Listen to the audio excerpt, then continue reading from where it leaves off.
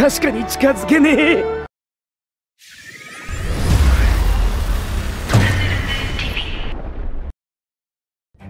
안녕하세요. 흔들흔들 TV입니다.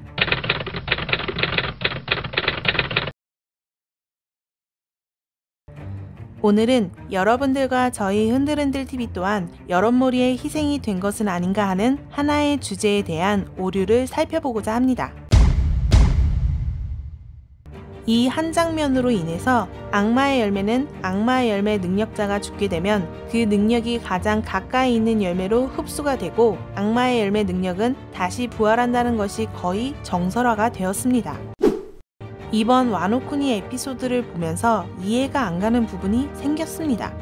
바로 과거 카이도와 손을 잡고 코즈키 가문을 멸망시키고 와노쿠니를 점령한 오로치를 비롯한 쿠로즈미 가문입니다.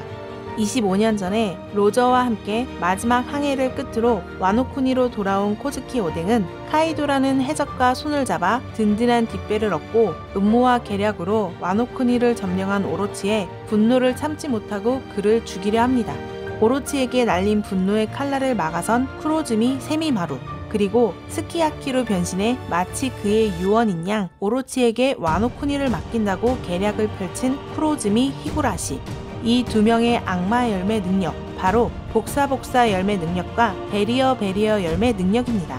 흰수염의 흔들흔들 열매의 능력이 티치에게, 에이스의 이글이글 열매의 능력이 사보에게, 카르멜의 소울소울 열매의 능력이 빅맘에게, 압살롬의 투명투명 열매의 능력이 시류에게 전승된 것처럼 복사복사 열매의 능력과 베리어 열매의 능력 역시 전승되어 현재는 복사복사의 열매의 능력은 벤담, 베리어 열매의 능력은 바르톨로메오가 가지고 있습니다. 이 둘이 악마의 열매 능력을 가지게 된 것은 앞서 이야기했던 악마의 열매 능력이 다른 열매를 통해 옮겨지게 되었고, 그로 인해서 벤담과 바르톨로메오가 와노쿠니에 들러서 혹은 와노쿠니의 근처까지 가서 원했든 원하지 않았든 각자 악마의 열매를 손에 넣었고, 그로 인해서 능력자가 되었습니다. 바로 이 부분에서 엄청난 오류가 발생합니다. 흰수염의 죽음과 함께 흔들흔들 열매의 능력을 손에 넣고 같은 방법으로 추측이 되는 압살롬의 죽음으로 투명투명 열매의 능력까지 손에 넣은 티치와 시류의 경우가 죽음과 함께 능력자의 능력이 바로 근처의 열매에서 깃든다 라는 정설에 힘을 주게 되었고, 드레스로자 에피소드에서 이글이글 열매를 상품으로 내놓은 도플라밍고의 행보를 볼 때 2년 전에 정상전쟁에서 에이스의 죽음과 함께 마린포드 어딘가에 이글이글 열매의 능력이 깃들게 되었고, 그것을 정상전쟁에 참여하여 마린포드에 있었던 도플라밍고가 손에 넣게 되었다 라고 가정하면 능력자의 능력이 바로 근처의 열매에서 깃든다 라는 정설에 한 번 더 힘을 실어주게 됩니다. 빅맘의 소울소울 능력 같은 경우는 카르멜을 먹어버려 카르멜의 능력까지 통째로 흡수했다 라고 정리가 되었으니 이 부분은 논외로 보고 나면 나머지 복사복사 열매와 베리어 열매는 과연 어떻게 된 것일까요? 벤담과 바르톨로메오는 이스트블루 출신입니다. 그리고 쿠로즈미 세미마루와 쿠로즈미 히구라시는 와노쿠니에 있었습니다. 신세계 후반부에 있는 와노쿠니와 이스트블루가 바로 옆마을도 아니고 애초에 세국 국가인 와노쿠니는 들어오는 것도 나가는 것도 엄격하게 법으로 금지하고 있었기 때문에 그 문제가 있습니다. 크로코다일의 부하로 들어갔던 벤담은 바로크웍스 이전에 항해를 하였고 현상금도 걸린 나름 네임드 있는 해적이고, 그래서 와노쿠니에 들어간 적이 있었다고 굳이 그렇다고 정해도 와노쿠니는 백수해적단이 입구부터 나름 열심히 감시 활동을 하고 있었습니다. 백조 아라베스크 하나로 사왕이 진을 치고 있는 영역에 들어가는 것이 가능했을까요?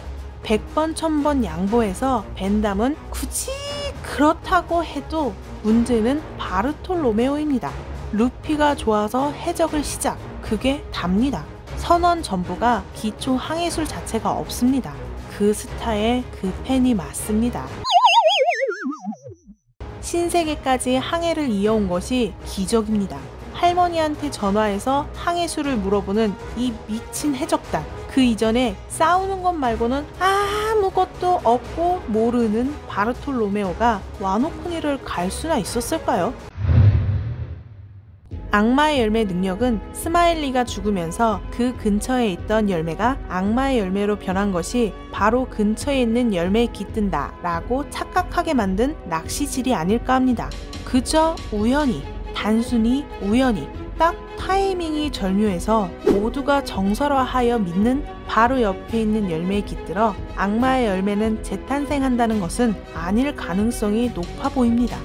정리하면 첫 번째, 현재까지 나온 악마의 열매의 능력이 전승되어 다음 사용자가 능력을 얻게 되는 과정이 일관성이 있지 않습니다. 흔들흔들 열매와 투명투명 열매는 능력을 손에 넣는 방법을 알고 있는 티치가 행한 앞으로 풀어질 떡밥 행위였습니다. 빅맘의 소울소울 열매는 어쩌다 얻어 걸린 것이고요. 에이스의 이글이글 열매는 도플라밍고의 날이 좋아서, 날이 좋지 않아서, 날이 적당해서 줍줍한 것인지 그게 아니면 천룡인 출신의 세계 정보를 쥐락펴락하는 도황님이기에 도플라밍고 역시 티치처럼 악마의 열매 비밀을 알고 있을 가능성 혹은 정보력이 뛰어난 그이기에 빠른 시간에 이글이글 열매를 손에 넣게 된 것일 수도 있습니다. 그리고 복사복사 열매와 베리어 열매의 능력은 어떻게 벤단과 바르톨로메오에게 간 것인지는 나온 것이 없습니다. 두 번째, 그 둘은 와노쿠니에 간 적이 없을 것으로 보입니다. 그만큼 강자는 아닌데다가 이들은 와노쿠니에 입항할 항해술이 없습니다. 세 번째, 문물 교류가 없기에 악마의 열매 능력이 바로 근처의 열매에 깃든다고 하여도 출국 자체가 위법이고 과거 오덴과 2조 말고는 출국 사례가 없으므로 이는 앞뒤가 맞지 않다고 봅니다. 따라서 저희는 악마의 열매 능력은 능력 사용자의 죽음과 함께 바로 근처에 있는 열매에 깃든다는 것은 아닐 것으로 보고 있습니다. 와노쿠니는 가본 적도 없을 벤단과 바르톨로메오는 샹크스를 통해 자기 마음대로 고무고무 열매를 먹은 루피, 정부의 인간에게 열매를 제공받은 카코와 칼리파, 이글이글 열매를 놓고 도플라밍고가 개최한 대회에서 승리하여 먹은 사부처럼 여러 루트를 통해서 악마의 열매 능력을 얻게 되었을 것으로 보고 있습니다. 또한 수술수술 열매처럼 50억 베리의 거액, 즉 흰수염 현상금에 버금가는 정말 탐나는 열매를 모두가 노리고 가치가 있는 것이라면 해적에게서 해적으로 혹은 정부의 손에서 정부의 손으로 열매가 유출이 되지 않고 한 집단에서 머물러야 하는데 그렇지 않은 것으로 보이니 꼭 근처에 있는 열매에 악마의 열매가 깃든다는 설정은 맞지 않다고 생각합니다. 여러분들의 생각은 어떠신가요? 오늘의 이야기는 여기까지입니다. 응원과 격려, 관심과 좋아요 주시는 모든 시청자분들 언제나 감사합니다.